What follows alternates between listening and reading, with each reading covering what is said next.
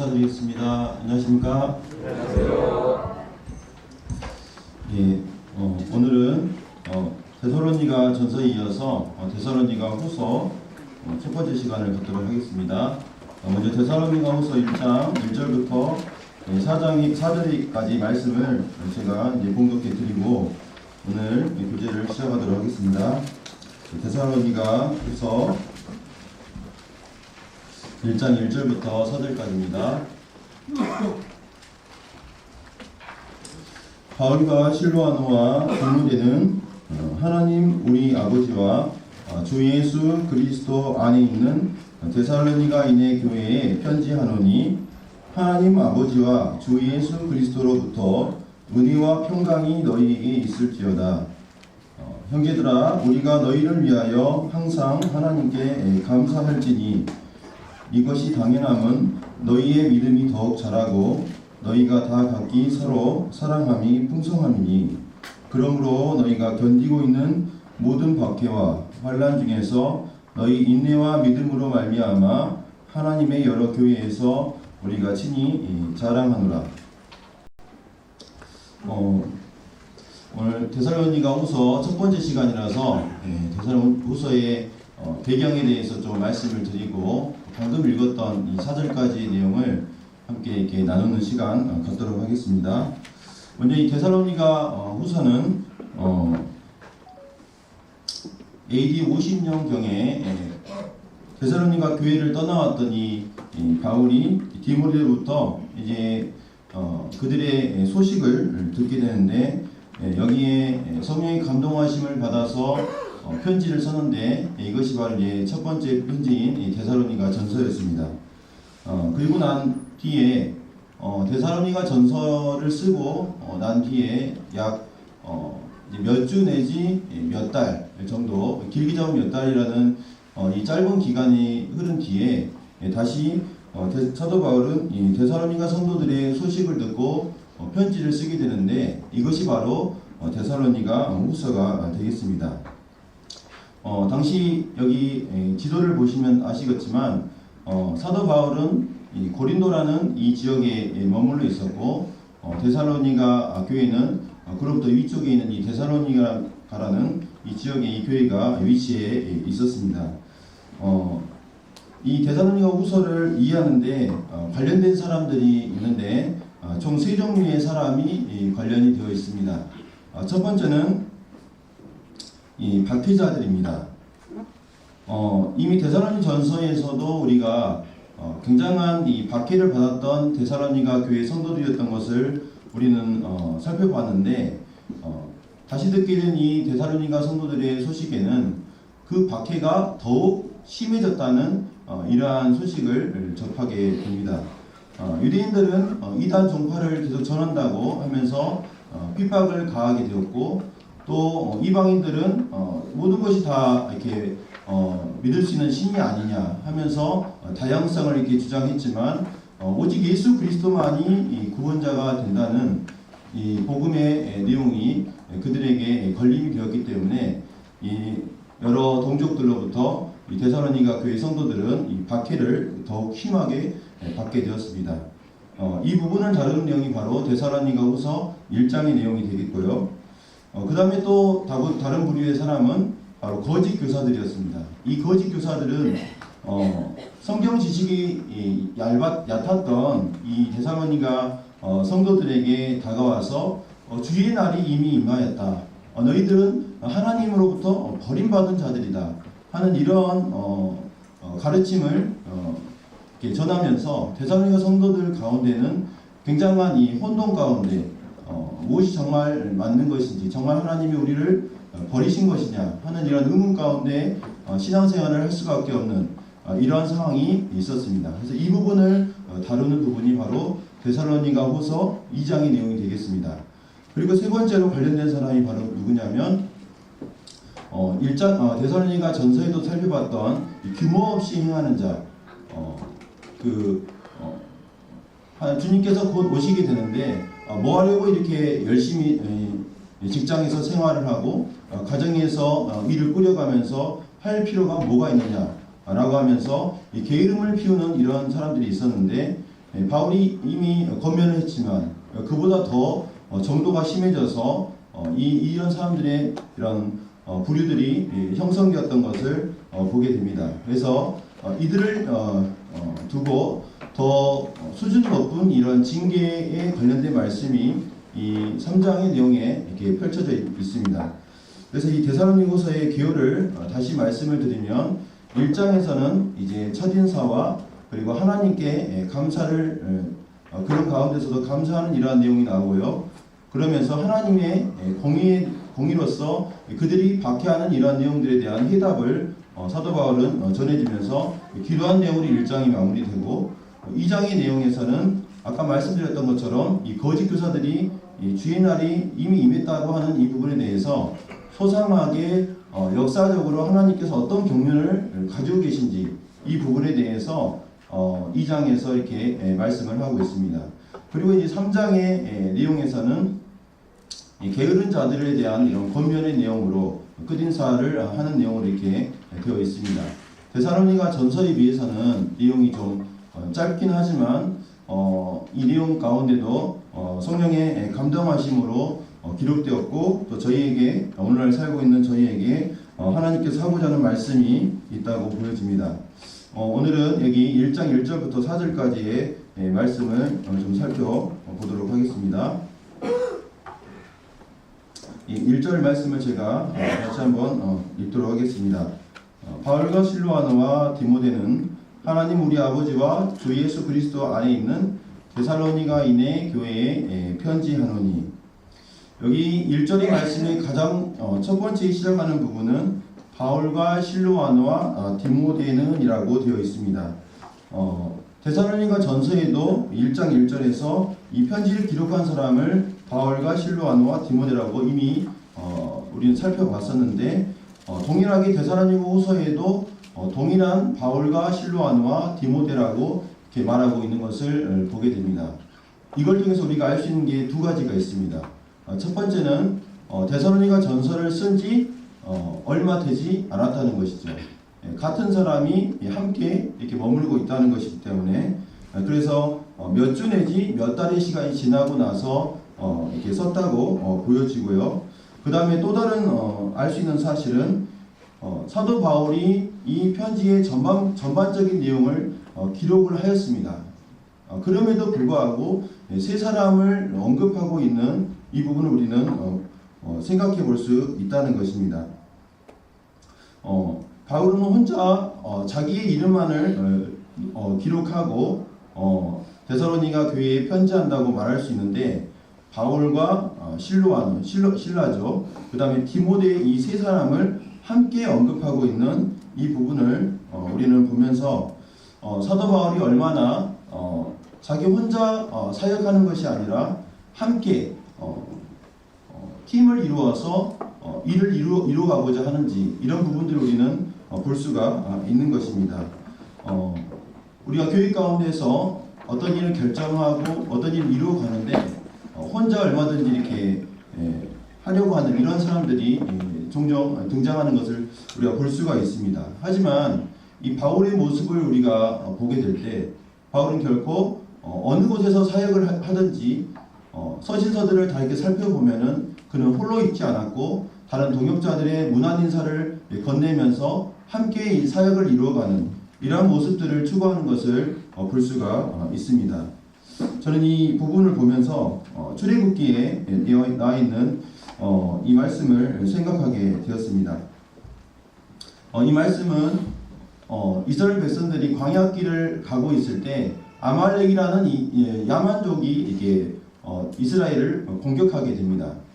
이때 어쩔 줄 몰라 할 때 하던 이 이스라엘 백성들 가운데 이제 여호수아가 싸움을 나가게 되고 모세는 산 꼭대기에 올라가서 이렇게 손을 이렇게 들게 되는데 모세가 손을 들게 되면 이스라엘이 이기고 모세가 손을 내리게 되면 아말렉이 이기는 이와 같은 일들이 벌어집니다. 그런데 이 모세의 팔이 피곤하게 되어서 이제 손을 내릴 수밖에 없는 이러한 상황이 되었는데 이때 바로 우리가 잘 아다시피 아론과 훌이 이 피곤한 모세의 팔을 잡아주었을 때 비로소 모세의 손이 내려가지 않게 되어서 이스라엘이 승리하게 되는 이러한 말씀을 우리가 잘 알고 있습니다. 그러면서 결국 이 승리를 통해서 여호와 니시, 하나님은 나의 깃발이 되신다, 하나님은 나의 승리가 되신다라는 이 고백을 하게 되는데, 바로 이 승리는 모세 홀로 이루었던 것이 아니라, 물론 하나님께서 함께 하셨지만 아론과 홀이라는 이 사람이 모세의 팔을 함께 지지해주고 붙들어 주었기 때문에 비로소 승리할 수 있는 이와 같은 것임을 우리가 보게 되는 것입니다. 그래서 참 이러한 부분들을 생각하면서 우리가 잘 아는 말씀인데, 두 사람이 한 사람보다 낫다는 이 전도서의 말씀을 우리가 생각해 볼 수가 있습니다. 두 사람이 한 사람보다 나음은 그들이 수고함으로 좋은 상을 얻을 것입니다. 한 사람이면 패하겠거니와 두 사람이면 맞설 수 있다고 이렇게 말하고 있습니다. 그래서 혼자 하면은 일을 빨리 할 수 있지만 결국 오래 할 수 없다고 합니다.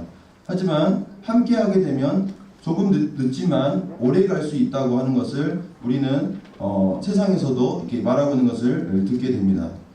그래서 우리가 이 부분을 보면서 교회 안에서 어떠한 일들을 이루어가는 데 있어서 어떤 일꾼들만이 일하는 것이 아니고 우리가 모두 그리스도의 몸의 지체로서 함께 일을 이루어가는 것이 하나님 보시기에 합당한 것이고 하나님께서 그거를 기뻐하신다는 것을 우리가 보게 됩니다.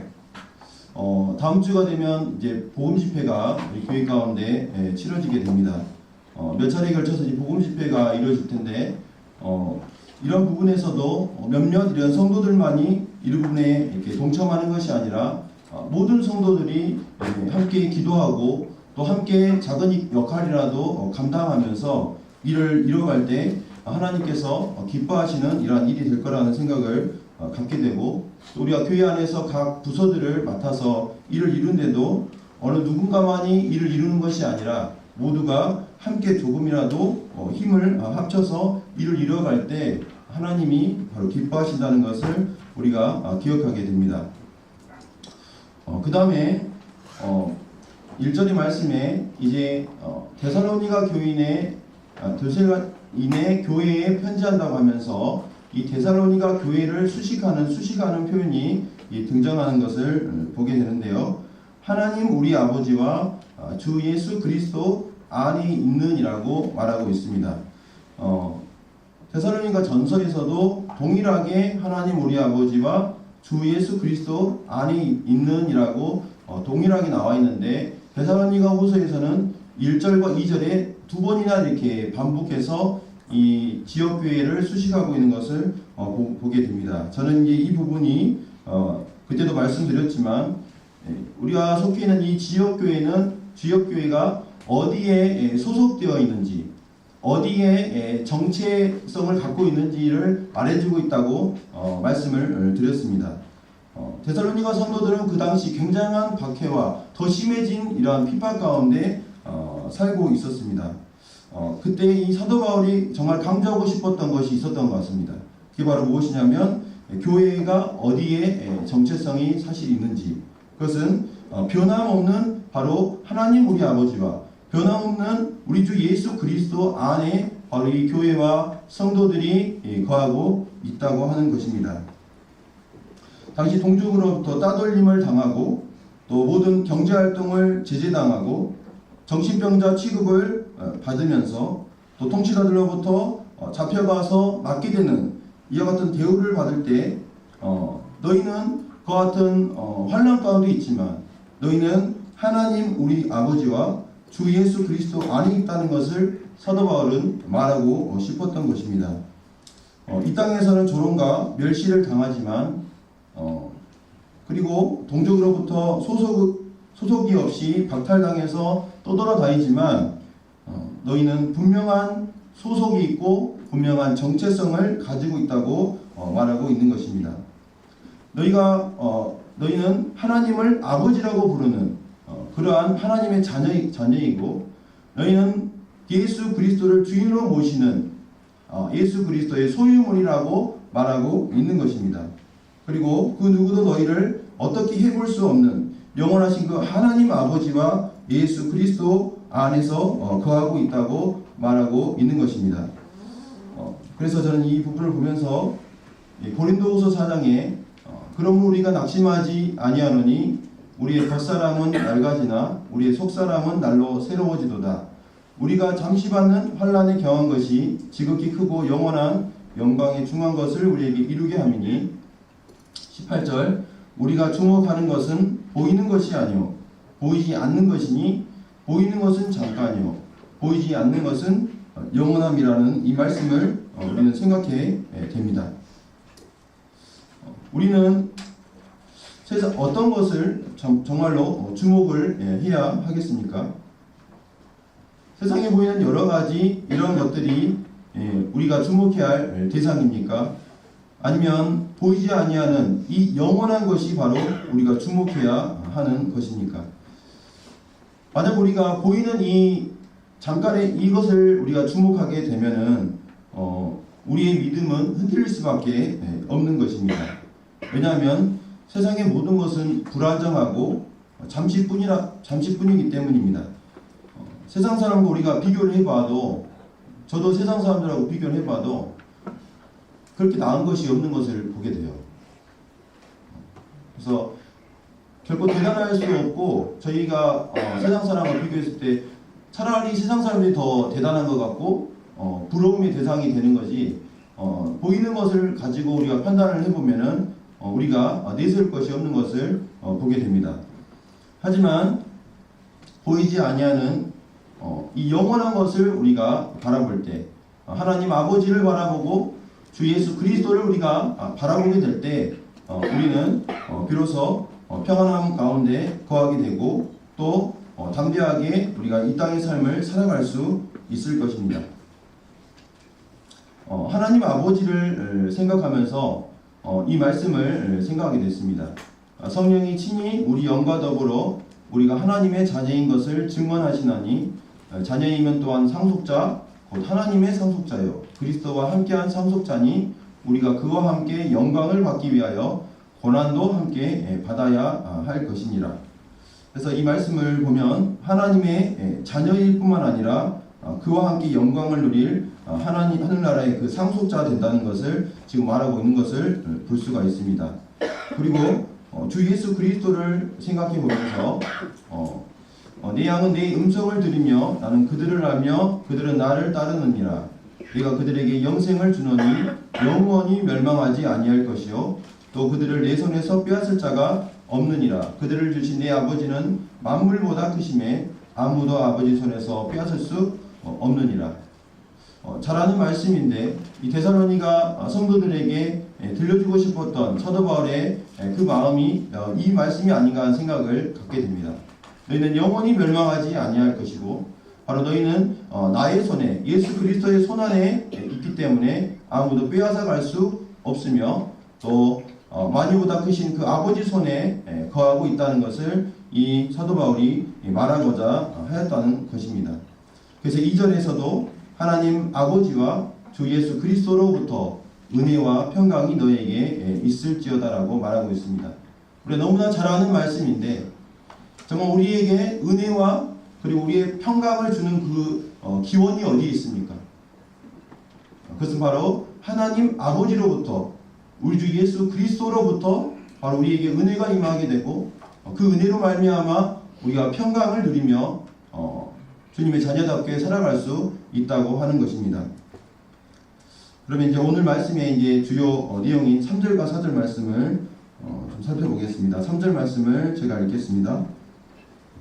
형제들아 우리가 너희를 위하여 항상 하나님께 감사할지니 이것이 당연함은 너희의 믿음이 더욱 자라고 너희가 다하 각기 서로 사랑함이 풍성함이니. 이 3절과 4절의 말씀은 당시 굉장한 이 박해 가운데 있으면서도 데살로니 성도들이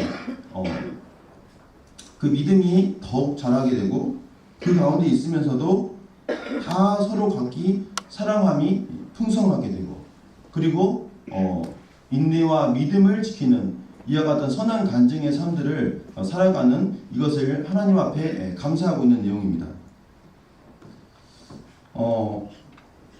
어떻게 이 박해와 환난을 경험하는 이 성도들로 인해서 감사하고 또 자랑할 수 있을까?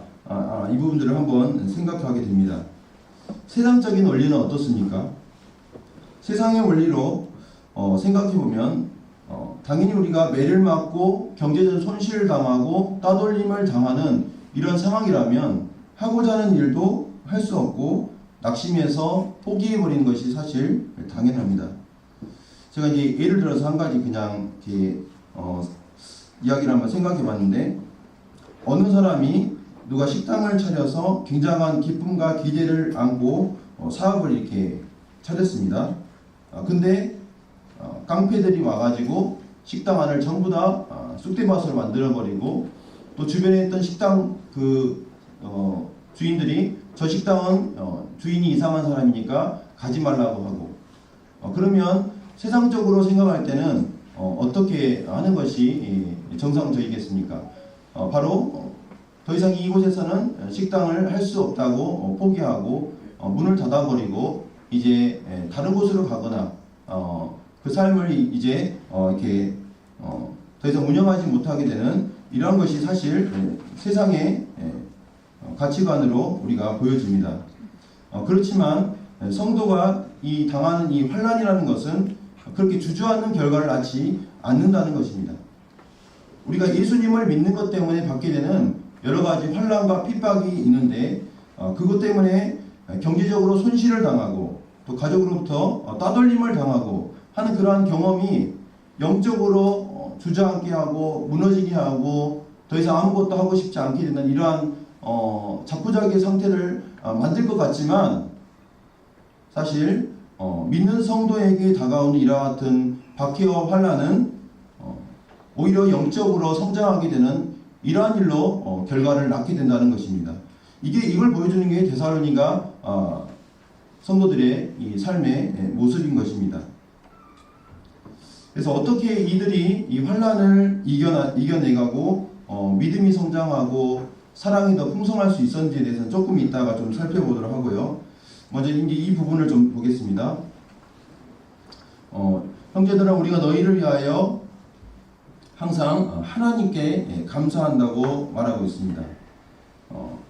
데살로니가 성도들이 믿음과 소망과 사랑의 삶을 살아가는 것을 사도 바울이 볼 때, 내가 정말 수고해서 복음을 전해서 밤낮으로 일하면서 얻었던 그 교회에 성장하는 그 모습을 보면서 역시 내가 정말 수고했구나, 내가 잘했어, 이렇게 생각했던 것이 아니라 그들이 성장하는 모습을 보면서 하나님 앞에 감사로 영광을 돌리고 있는 것을 우리는 이 말씀을 통해서 보게 됩니다. 데살로니가 1장에서도 너희로 말미암아 하나님께 감사한다. 또 3장에서도 우리가 너희로 말미암아 모든 기쁨으로 기뻐하니 너희를 위하여 능히 어떠한 감사로 하나님께 보답을 할까. 그러면서 하나님께 모든 것들을 돌리고 있는 이 모습을 우리는 볼 수가 있습니다. 이것은 무엇을 말해 주겠습니까?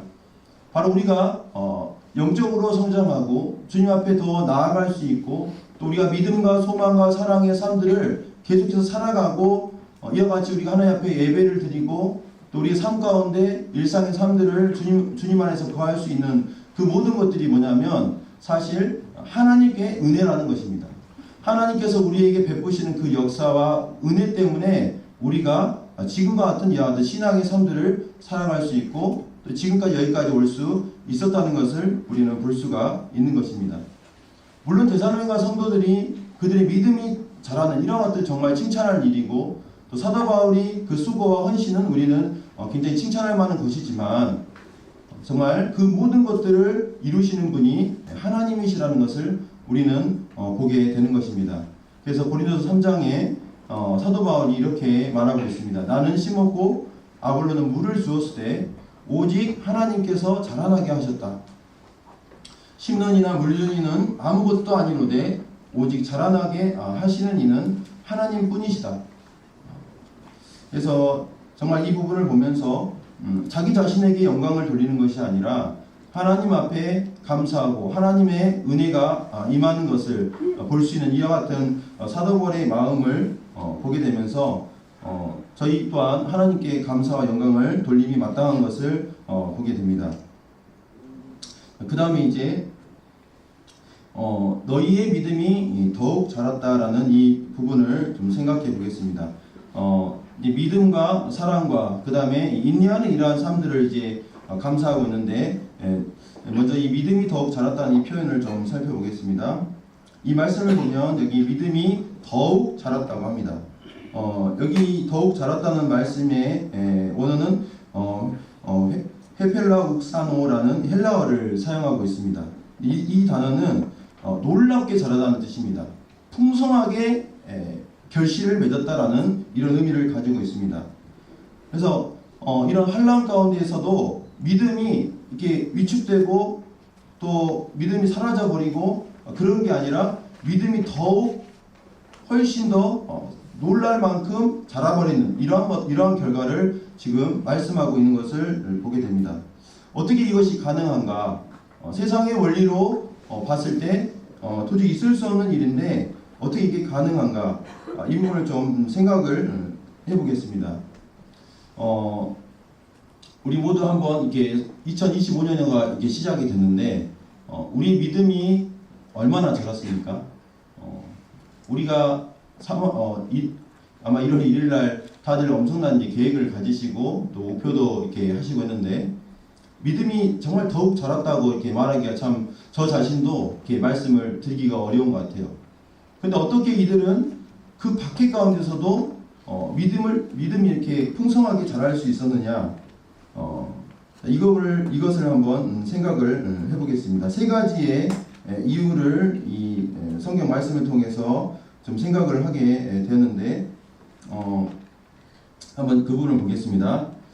어떻게 믿음이 더욱 자라게 되었을까?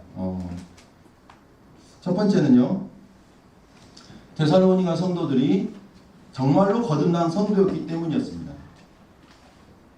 정말로 거듭난 성도면은 박해가 찾아오고 예수님을 믿는 것 때문에 어려움이 닥쳐오면 닥쳐올수록 믿음이 좌초되고 믿음이 떨어지는 것이 아니라 그 어려움 가운데 하나님을 더 바라보게 된다는 것입니다. 이것이 하나님께서 의도하신 거예요. 그래서 환난의 유익이라는 제가 제목을 했는데 환난이 사실 우리에게 유익하다는 것이에요. 성도들이 정말 거듭난 성도에게는 그걸 통해서 하나님께서 우리에게 계획하신 것이 있다는 겁니다. 제가 이제 학교에서 다른 반 이렇게 보결 수업 이런 게 있어요. 보결 수업. 그러니까 제가 수업을 다른 반에 가는 거예요. 그 선생님이 안 계셔가지고 뭐 출장을 가시든지 해서 그 자리에 이제 비어 있으면 제가 이제 생판 처음 가는 그 반을 들어갑니다. 그래서 이제 1시간 정도 수업하고 제가 다시 저희 반 가고 이렇게 하는데 제가 이제 보결 수업을 가면 항상 하는 얘기가 있어요. 애들한테 정신교육 하면서 하는데 얘들아 너희들 담임 선생님이 있을 때 잘해야겠니? 담임쌤이 없을 때 잘해야겠니? 이렇게 물어봐요. 그럼 애들이 막 이제 생각합니다. 선생님이 있을 때 잘해야 되나 없을 때 잘해야 되나 막 생각을 해요. 눈치가 빠른 애는 선생님 없을 때 더 잘해야 해요 라고 합니다. 그러면 이제 제가 물어보죠. 왜 그래? 이렇게 물어봐요. 왜 선생님이 없을 때 더 잘해야 되지? 그러면 이제 애들이 막 여러 가지 얘기합니다. 막 뭐 선생님이 걱정하시잖아요. 막 부터 해가지고 막 얘기하는데 제가 그러면 뭐라고 하냐면 잘 들어라. 선생님이 없을 때 너네들의 본래 모습이 나오는 거야 라고 얘기해요. 내 진짜 모습이 나오는 것이 바로 선생님이 없을 때야 라고 얘기를 해요. 그래서 잘해야 되는 거야 이렇게 얘기를 하거든요. 너희들은 선생님이 본래 잘하는 사람이 좋겠어? 아니면 선생님이 있어갖고 잘하는 사람이 좋겠어? 이렇게 얘기하면 이제 이해를 하는 애도 있고 이해를 못하는 애도 있어요. 어쨌든 잘해야 되는구나 하고 이제 넘어가는데 제가 드리고 싶은 말씀은 우리의 본래 모습이 정말 환난의 그런 어려움이 닥쳤을 때 우리 진짜 모습이 나온다는 것입니다. 우리가 지금은 잘 모르잖아요. 이게 정말 우리가 하나님을 정말 믿는지 안 믿는지 이렇게 어려움이 닥쳤을 때 어떻게 될지 잘 모르겠는데 어려움이 정말 닥쳐보면은 그 사람의 갖고 있는 믿음의 진가가 드러나는 것입니다. 그래서 북한이나 이런 데 보면은 굉장한 박해가 찾아오지만 어떻습니까?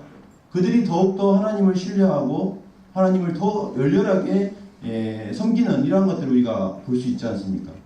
그래서 정말로 거듭난 성도라면, 그 안에 성령님께서 거하시는 그런 성도라면 어려움이 찾아올 때 이게 딱 이렇게 드러난다는 것입니다. 그래서 이것을 우리가 생각을 할 수 있고요. 그래서 이제 제가 다른 책에서 루터라는 이 유명한 신학자가 한 말을 이렇게 보게 됐는데, 거기 이렇게 되어 있었습니다. 환난은 사람으로 하여금 모든 피조물에 대하여 절망하게 만들고 자기 자신과 그 밖에 다른 모든 것으로부터 떠나게 만들어서 오직 창조주이신 하나님께로부터 오는 도움만 찾게 만든다. 이게 환난의 유익이라는 것입니다. 이 환난이 오게 되면 모든 것들, 내가 그동안 의지하고 정말 이렇게 대단하고 생각하고 좋아했던 돈이라든지 여러 가지 있지 않습니까? 건강이라든지 인간관계라든지 내가 좋다고 생각했던 이러한 것들이 환난이 정말 닥치게 됐을 때 그런 것들이 다 사라지게 되고 정말 하나님만을 의지하게 되는, 하나님의 도움만을 바라게 되는 그 순간이 찾아온다는 것이에요. 그래서 하나님께서 우리에게 이 환난을 허락하신다는 것입니다. 그래서 첫 번째는 정말 그들이 거듭난 성도였기 때문이라는 것이고, 두 번째는 바로 바울의 간절한 중보 기도 때문이라는 것입니다. 이 바울의 간절한 중보 기도는 데살로니가 전서에 나와 있습니다. 전서 3장 10절과 12절인데 10절에 보시면 주야로 심히 간구함은 너희 얼굴을 보고 너희 믿음이 부족한 것을 보충하게 하려 함이라. 정말로 사도 바울이 그들을 위해서 밤낮으로 주야로 그 다음에 심히 간절히 기도했다는 것이에요. 그리고 사랑이 더 많아 넘치도록 하게 해달라고 이렇게 기도했던 것을 데살로니가 전서에 기록이 되는데, 이 간절한 이 중보기도 때문에 사실 그들의 믿음이 떨어지지 않고 그들의 사랑이 더 풍성하게 되었고 또 그들의 인내를 잘 이뤄갈 수 있었다는 것입니다. 그래서 이 중보기도가 정말로 우리에게 얼마나 큰 일인지 정말 이것을 보게 되고, 중보기도 하면 전 이 부분을 이렇게 생각하게 됩니다. 창세기 그 19장에 이제 아브라함과 사라가 있었는데 3명의 천사가 이렇게 찾아오지 않습니까? 그때 이제 간청해서 식사를 이렇게 대접하게 되고 하면서 하나님께서 내가 아브라함에게 무엇을 숨기겠느냐 하면서 장차 있을 일들에 대해서 이렇게 얘기를 합니다. 그때 이 하나님께서 아브라함에게 그렇게 하죠. 너에게 이제 자손이 있을 것이고 그리고 소돔과 고모라 성이 너무나 죄가 무거워서 내가 이제 멸망시킬 거야 라는 얘기를 하게 됐을 때 아브라함이 붙잡고 얘기를 합니다. 하나님 그곳에 소돔과 고모라에 의인이 50명이 있어도 멸망하시겠습니까? 의인 50명에서 5명이 없어도 멸하시겠습니까? 의인 40명, 한 분만 더 참아 주십시오 하면서 의인 40명이면 어찌 하실랍니까? 30명이면 어떻게 하시겠습니까? 아니 하나님 한 번만 참아 주십시오. 제가 티끌인데 그래도 한 번만 더 생각해 주십시오. 10명이면 어떻게 하시겠습니까? 계속해서 이 아브라함이 이 소돔성에 살고 있는 조카 롯을 생각하면서 간청하는 이러한 그 부분들을 대목을 보게 되는데, 이제 죽음의 그 사자가 이제 롯을 그 멸망시킬 때 이곳에 있던 이 롯이 어떻게 합니까? 멸망한다고 하니까 바로 뛰쳐나온 게 아니라 계속 거기서 머뭇거리고 있어요. 머뭇거리고 안 나오려고 하고 하니까 그때 29절 말씀이 이렇게 되어 있습니다.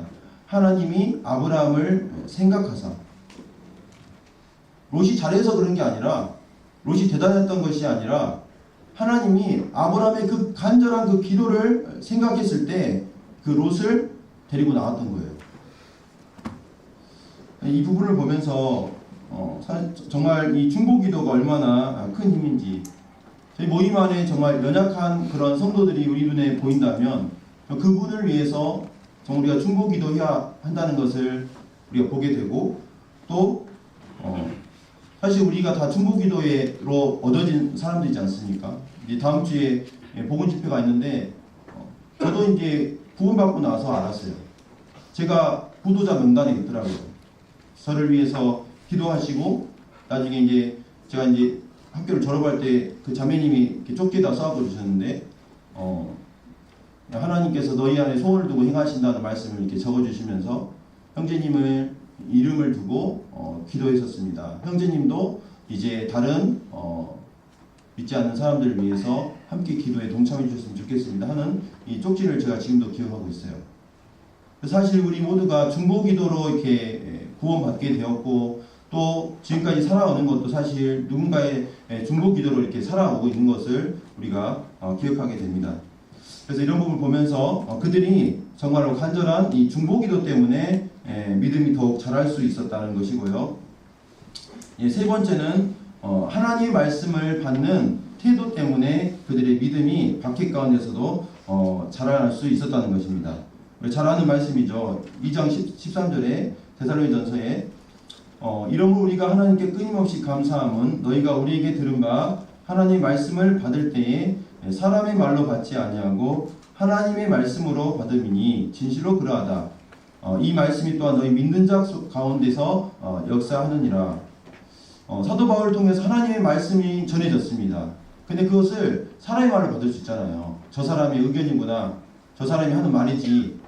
근데 이 데살로니가 성도들은 하나님의 말씀을 하나님의 말씀으로 받았다는 거예요. 그렇게 하니까 이들이 극심한 그 핍박이 오는데도 믿음이 오히려 더 성장하게 되고 사랑이 더 풍성하게 되고 그것을 견딜 수 있었다. 이것을 지금 말해주고 있는 것입니다. 이것을 보여주는 말씀들이 참 많이 있습니다. 그래서 여기도 로마서 10장에도 믿음은 들음에서 나며 들음은 그리스도의 말씀, 하나님의 말씀을 계속해서 가까이 하는 자에게 믿음이 있게 된다는 것을 말씀하고 있습니다. 또 11절에서도 사도행전 10장 11절에서도 베레아에 있는 사람들은 데살로니가에 있는 사람보다 더 너그러워서 간절한 마음으로 말씀을 받고 이것이 그러한가 하여 날마다 성경을 상고함으로 그 중에 믿는 사람이 많았다고 말하고 있습니다.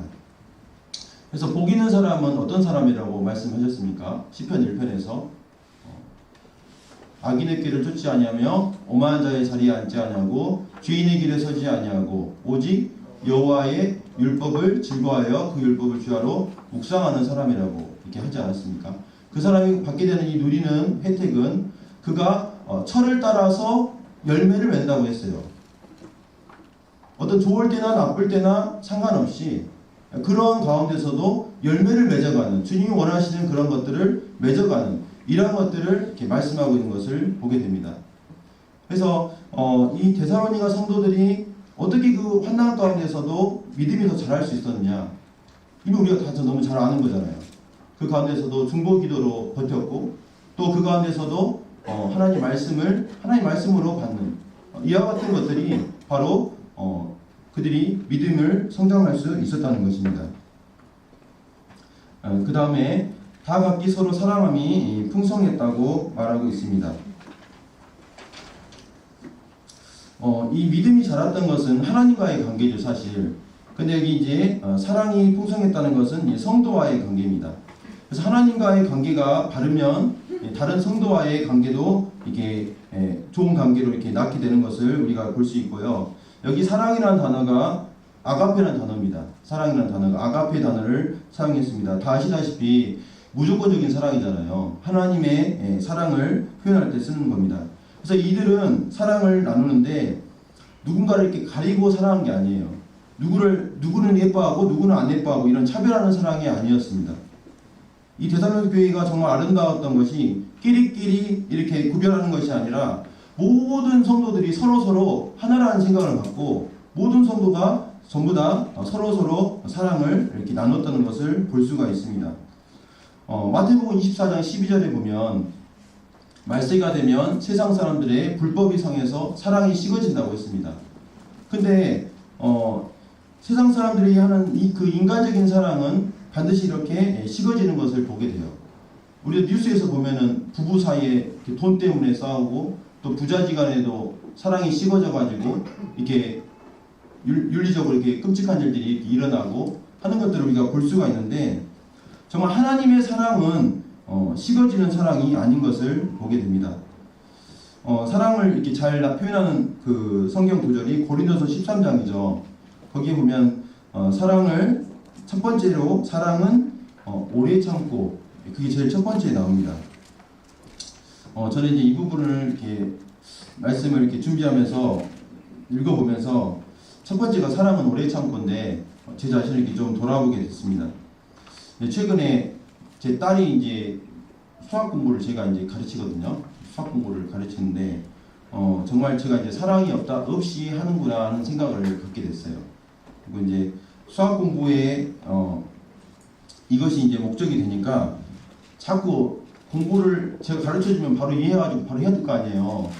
근데 그걸 이해를 못하고 엄청 답답한 겁니다. 제가 뭐 고구마를 먹은 것처럼 답답해가지고 이게 막 화를 내고 막 성질을 내면서 하는데 막 저기 거시 복도 부엌까지 소리가 나가고 이런 이제 제 모습을 이렇게 보면서 결국에 이제 제 딸과 관계가 점점 어떻게 되겠습니까? 아빠하고는 절대로 수학 공부 안 한다고 하겠죠. 이게 사랑 없이 이렇게 하니까 유익이 없게 되는 것을 보게 됐고, 그리고 제 딸이 중요한 게 아니라 이 수학 공부가 더 중요하게 생각하니까 이런 결과를 낳게 되는 것을 보게 됐습니다. 그래서 이제 사랑에 대해서 여러 이제 말씀이 있는데, 베드로서 4장 8절에 무엇보다도 뜨겁게 서로 사랑할지니 사랑은 허다한 죄를 덮느니라고 했습니다. 이게 자꾸 잘못을 들추고 잘못한 것을 꺼내놓고 얘기하고 그게 사랑이 아니라는 것이죠. 제 딸한테 근데 반대로 한 것 같아요. 사랑은 이렇게 덮어주고 그래 그럴 수 있어 하고 이제 설명해주고 이렇게 덮어주고 이렇게 해야 되는데 왜 이걸 못하냐? 전에도 못했지 않냐? 더하기를 이따위로 했냐? 이렇게 이제 계속해서 이제 잘못한 것을 이렇게 꾹꾹 찌르는 말을 하니까 이게 유익이 없는 것을 보게 됐습니다. 근데 하나님의 그 사랑으로 이렇게 사랑을 해야 하는 것이고 그러기 위해서 우리가 필요한 것은 우리가 만찬 예배를 드린 것처럼 하나님의 사랑을 우리 삶 가운데 묵상하고 또 그분을 생각할 때 우리로부터 이런 하나님의 사랑이 나오겠다는 생각이 들었습니다. 4절 말씀 보겠습니다. 그러므로 너희가 견디고 있는 모든 박해와 환난 중에서 너희 인내와 믿음으로 말미암아 하나님의 여러 교회에서 우리가 친히 자랑하노라. 여기 박해와 환난이 나오는데 견디고 있는 모든 박해와 환난이라고 말하고 있습니다. 이 박해라는 것은 실제로 예수님이 있는 것 때문에 제재를 당하고 압박을 당하는 것이고, 환난이라는 것은 이제 여러 가지 종류의 근심과 재앙 또 시련과 고난을 의미하는 것이라고 보입니다. 그래서 이 박해 때문에 직접적인 그 예수님 믿는 것 때문에 당하는 어려움들을 박해라고 하는데 그것으로 파생되는 또 다른 여러 가지 어려움들이 있는 것 같아요. 그러니까 건강의 어려움이라든지 자녀들이 소외당한다든지 이러한 어려움들을 이 박해와 환난으로 구분해서 이렇게 말하고 있고, 여기 견디고 있다 라는 말을 통해서 현재도 지금 제사장의 성도들이 이런 것들을 다 당하고 있다는 것을 보게 되고, 그 다음에 모든 박해와 환난이라는 것은 한 가지가 아니라는 거죠. 다양한 이런 어려움들을 지금 이 데살로니가 성도들이 당하고 있는 것을 말하고 있는 것입니다. 근데 그런데도 불구하고 너희의 인내와 믿음으로 살아가고 있다는 것을 지금 말하고 있습니다. 여기 인내가 나오는데 이 인내는 사실 신앙의 모든 면에 이렇게 관련되어 있는 것 같습니다. 어려움을 참는다는 것이 이제 인내잖아요. 근데 믿음이 없으면 인내할 수 없고, 그 다음에 사랑도 사실 어려움 참아내는 것이 필요한 것 같아요. 우리가 누군가를 사랑하는데 아까 오래 참고 얘기한 것처럼 사랑을 베푼데도 어려움을 견디는 이것이 필요하고, 또 우리가 장차 누릴 이 소망을 바라고 있는데 그것도 이 어려움을 참아낼 때 그런 것들을 이렇게 소망할 수 있는 것을 보게 됩니다. 그래서 어떤 분은 이제 신앙은 인내다라고 말하는 분도 제가 들었습니다. 그래서 모든 면에서 우리가 인내가 필요하다는 것을 보게 되는데, 이제 어떻게 하면 이 인내를 정말 잘 할 수 있을까? 나름대로 이제 고민을 해보니까 어떻게 하면 인내할 수 있을까? 성도들 어떻게 하면 인내를 잘할 수 있을까요? 제가 생각해 본 것은 어떤 어려움이 닥쳤을 때 그것을 벗어나려고 하지 않을 때 인내할 수 있는 것 같아요. 이게 어려움이 생겼는데 그 어려움을 이렇게 피할까 저렇게 피할까 이렇게 하면 인내할 수 없는 것 같고 정말 그것을 하나님이 나에게 주신 것이다 하고 받아들일 때 비로소 인내할 수 있는 그것이라는 것을 보게 되었습니다. 마지막으로 하나님의 여러 교회에서 우리가 친히 자랑한다고 말하고 있습니다. 그들의 그 인내와 믿음이 단순히 그들이 하나님 앞에 칭찬받은 것뿐만 아니라 그것으로 인해서 주변에 있는 성도들, 주변에 있는 교회들이 그걸로 인해 좋은 영향을 받게 됐다는 거예요. 자기들도 어려움을 당하고 있는데 그것이 위로가 되고 힘이 됐다는 겁니다. 모임 안에서도 그러지 않습니까? 여러 성도님들 가운데 정말 어려운 상황에 있으신데도 뵐 때마다 웃고 계시고 어려움을 어렵다고 말하지 않으시고 이렇게 믿음으로 이렇게 견디는 이런 부분들을 저희가 대할 때 그런 마음이 들잖아요. 나는 그 정도는 아닌데 이렇게 불평하고 있네 이런 생각 들지 않습니까? 그래서 우리가 정말 이 인내와 믿음 가운데 살아가게 될 때 다른 성도들에게 좋은 귀감이 되고 또 선한 영향을 미칠 수 있다는 것을 볼 수가 있습니다. 말씀을 이제 정리를 하도록 하겠습니다. 오늘 저는 데살로니가 후서에 더욱 거세진 박해와 혼란 가운데 믿음과 사랑과 인내의 삶들을 살아준 이 데살로니가 성도들로 인해서 감사하고 있는 바울을 이렇게 함께 살펴봤습니다. 여기 포도 송이가 있고 그 다음에 오른쪽에 포도즙이 있습니다. 이 포도즙이 만들어지기 위해서 어떠한 일들이 이루어져야 될까요? 좀 전에 우리가 포도즙 마셨는데요. 잘 알다시피 이런 포도송이를 그 안에 넣어놓고 포도 틀로 굉장한 이 프레스로 눌러줘야 이 포도 틀로 눌러줘야 그 안에서 포도즙이라는 굉장히 시원하고 맛있는 이 진액이 나오는 것을 우리는 볼 수가 있습니다. 이 포도즙 틀을 좋아할 만한 포도송이가 있을까요? 아무도 이 포도즙 틀을 좋아할 만한 틀을 좋아하는 이 포도송이는 없을 것입니다. 하지만 이 포도즙 틀을 통해서 으깨지고 눌러지고 정말 어떻게 할지 몰라는 그 답답한 가운데 있을 때 비로소 자기들 안에서 이 진액이 나와서 값진 이러한 포도즙이 나온다고 하는 것입니다. 하나님께서는 우리에게 허락하신 여러 가지 혼란과 여러 가지 어려움들을 통해서 이와 같이 아름다운 이러한 열매들을 맺게 하시고 영적으로 더욱더 성장하는 이러한 일을 이루어 가신다는 것입니다. 그래서 여러 말씀을 제가 이렇게 교제했지만 정말 환란이 우리에게 하나님께서는 좋은 도구로 우리에게 다가온다는 것을 기억하셨으면 좋겠다는 생각을 하면서 줄이도록 하겠고요. 다음 시간에는 이 극심한 환란을 허락하신 또 하나님의 또 다른 계획이 이제 나옵니다. 그래서 그 부분을 추가적으로 한번 살펴보겠습니다. 한 주간 날씨가 많이 따뜻해져서 겨울을 이기고 봄꽃이 많이 이렇게 폈습니다. 그래서 성도들 봄꽃처럼 활짝 이렇게 피는 한 주 되시길 바랍니다. 감사합니다.